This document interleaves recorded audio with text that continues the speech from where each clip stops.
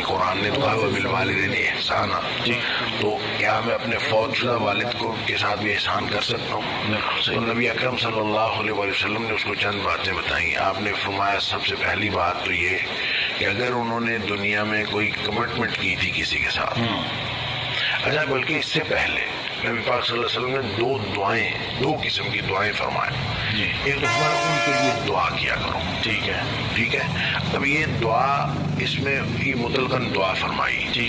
اس کے بعد دعائے مغفرت فرمائی کہ ان کے لیے مغفرت کی دعا کیا کرو. سبحان اللہ. یعنی اس کا مطلب یہ ہے کہ عمومی طور پر آدمی جیسے رب ارحمہما کما ربیانی صغیرا یہ دعا مانگتا رہے، اللہ ان کو درجات بلند کرے، اللہ یعنی جس بھی طرح کی دعا کرتا رہے. اور دوسرا خاص طور پر دعائے مغفرت کرے. تیسری بات آپ نے فرمایا کہ اگر انہوں نے کوئی کمٹمنٹ کی تھی دنیا میں تو وہ کمٹمنٹ پوری کرے. ٹھیک ہے.